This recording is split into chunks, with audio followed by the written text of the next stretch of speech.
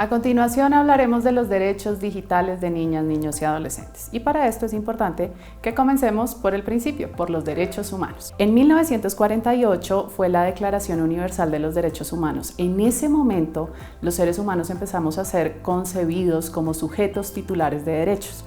Posteriormente, en 1989, surge la Convención de los Derechos de los Niños, Niñas y Adolescentes, donde esos derechos que todos los seres humanos ya teníamos fueron transferidos también a las personas menores de 18 años. Antes de la Declaración de los Derechos de los Niños, Niñas y Adolescentes, los niños no eran considerados seres humanos. Por eso es importante que nosotros entendamos que cuando hablamos de derechos de infancia y adolescencia, básicamente a lo que nos estamos refiriendo es a la extensión de los derechos humanos para las personas menores de 18 años. Posteriormente, en el año 2004, UNICEF hizo un ejercicio global para proclamar los derechos o los derechos digitales de niños, niñas y adolescentes. Estos derechos surgen a partir de conversaciones con los niños, niñas y adolescentes, permitiéndoles la participación, la toma de decisiones sobre diferentes temas que los afectaban en los entornos digitales. Para esto, básicamente lo que se hizo fue trabajar con ellos en la definición de los diferentes derechos que iban a tener cuando navegaran en las diferentes plataformas en línea. Posteriormente, en el año 2006, con la llegada de la Ley 1098 o el Código de Niñez y Adolescencia, se formalizan los derechos de los niños, niñas y adolescentes para el país, que luego pasan también a los entornos digitales en la Política Pública de Niñez y Adolescencia, que fue proclamada en el año de 2018. En este año, básicamente, lo que empezamos a entender es que los espacios digitales son espacios donde crecen y se desarrollan los niños, niñas y adolescentes. Como parte de la adopción de los derechos de los niños, niñas y adolescentes en Colombia, la Ley 1098 contempla 44 derechos para los niños, niñas y adolescentes. 19 de estos derechos son derechos generales, es decir, por ejemplo, el derecho a tener un nombre, una nacionalidad, una vivienda, una familia. Tenemos además 18 derechos que son derechos de protección, donde encontramos derechos como el derecho a ser protegido de cualquier forma de violencia o del consumo de sustancias que les puedan hacer daño a los niños. Y finalmente tenemos 6 libertades fundamentales, que son básicamente el libre desarrollo de la personalidad y las libertades que tienen los niños para crecer y desarrollarse sanamente. Por si fueran pocos ya los 44 derechos que tienen los niños, niñas y adolescentes por cuenta de la Convención de los Derechos del Niño, adicionalmente en el 2004, con la llegada de los derechos, se agregaron otros 10 derechos a todos estos que ya tenían los niños. Encontramos entonces acá el derecho al acceso al Internet, que básicamente nos habla de que los niños, niñas y adolescentes deberían poder acceder a estas plataformas porque a través de ellas pasan muchas cosas que ocurren en su vida actual. Tenemos también el derecho al ocio y al esparcimiento. Y este derecho básicamente nos dice que las tecnologías de la información y las comunicaciones no son solo para aprender o no son solo para trabajar, sino que son para que los niños puedan divertirse y esparcirse o dedicar sus tiempos libres a pasar tiempo en línea. También tenemos el derecho a la privacidad, que es un derecho que básicamente lo que permite es que los niños puedan tener protegidos sus datos personales, que su privacidad nunca sea expuesta en lugares públicos o lugares de libre acceso a través de Internet. También tienen el derecho a la intimidad, que básicamente se relaciona con que sus datos personales deben ser protegidos de manera que no queden expuestos de manera pública a través de plataformas digitales. En cuarto lugar, tenemos el derecho que tienen niños, niñas y adolescentes a que las TIC sean utilizadas para favorecer sus habilidades y talentos en temas relacionados con el aprendizaje, el desarrollo de habilidades o su presencia en línea.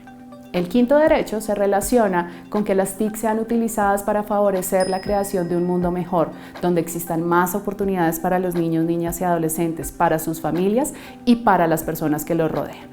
Luego tenemos el derecho a la libre expresión y asociación. Este derecho básicamente nos dice que los niños, niñas y adolescentes deberían poder unirse entre ellos a través de las plataformas digitales para alzar su voz frente a las situaciones que los pueden afectar o para movilizar cambios sociales para su protección. A continuación encontramos el derecho relacionado con la protección de niños, niñas y adolescentes frente a las diferentes formas de violencia que podrían afectarlos en los entornos digitales. Acá encontramos la responsabilidad responsabilidades que tienen los estados, las familias y los entes educativos de proteger a los niños y niñas cuando navegan en Internet. No se nos puede olvidar que acá la industria tecnológica tiene un rol fundamental porque ellos son los responsables de garantizar desarrollos tecnológicos que tengan la seguridad de los niños, niñas y adolescentes por defecto. De esta manera, cuando niños, niñas y adolescentes ingresen a las nuevas plataformas, vamos a saber que entran a un entorno protegido. El noveno derecho tiene todo que ver con las familias, los papás, mamás y cuidadores, porque es el derecho que tienen los niños, niñas y adolescentes a que sus familias los protejan cuando están navegando en Internet, a que les pongan límites para el uso de la tecnología, que sean respetuosos con su proceso de desarrollo y a que los acompañen para que el uso que hagan sea seguro, responsable y constructivo. Finalmente, y para cerrar, tenemos el compromiso macro, el derecho macro, y es a que los gobiernos cooperen internacionalmente para favorecer el desarrollo de los niños, niñas y adolescentes cuando navegan en los entornos digitales. Acá básicamente lo que encontramos es que muchas de las situaciones que pueden afectar a los menores de 18 años en línea son situaciones que usualmente tienen un carácter transnacional, con niños que están ubicados en un país, contenidos alojados en otro país y posibles victimarios que pueden estar en otro lugar. Esto requiere un altísimo nivel de coordinación por parte de los gobiernos para que generen acciones relacionadas con proteger a los niños de las personas que potencialmente les podrían hacer daño, pero también para que generen regulaciones que permitan que la industria a nivel global se sincronice no solo con la legislación existente en cada uno de los países, sino con los derechos digitales y reales de los niños, niñas y adolescentes.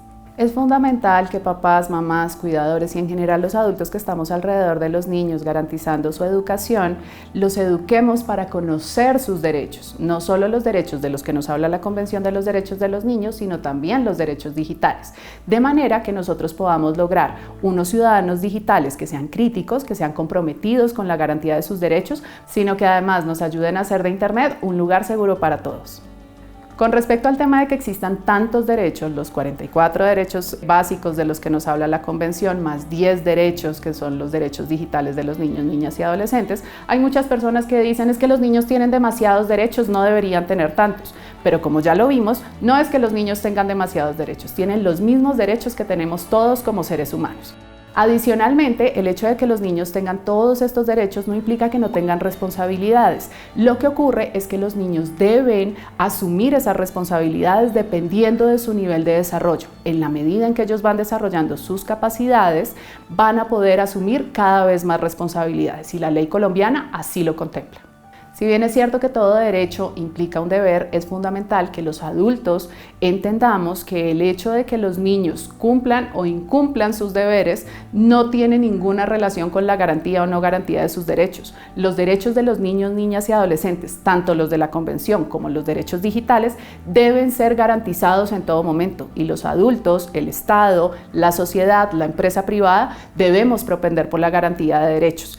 Conforme los niños van creciendo y conforme nosotros los vamos educando, vamos a irlos apoyando para que ellos cumplan sus deberes, pero el cumplimiento de sus deberes nunca debe estar asociado a la garantía de sus derechos. Ahora que ya conocemos los derechos de los niños, niñas y adolescentes, es importante que tengamos en cuenta algo. El simple hecho de que se hayan hecho declaraciones, convenciones, leyes, políticas públicas, no hace que los derechos se cumplan per se.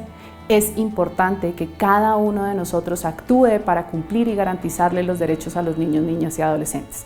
Esto debe ser un compromiso que parta de los gobiernos, que pase por la sociedad entera, por la industria tecnológica, la academia y las familias. De esta manera, la invitación es a que ustedes, ahora que conocieron los derechos de los niños, niñas y adolescentes, tanto fuera de línea como en línea, se comprometan con su cumplimiento y con su garantía y acompañen a sus hijos, a sus hijas o a los niños a los que acompañan usualmente para que cumplan y garanticen sus derechos.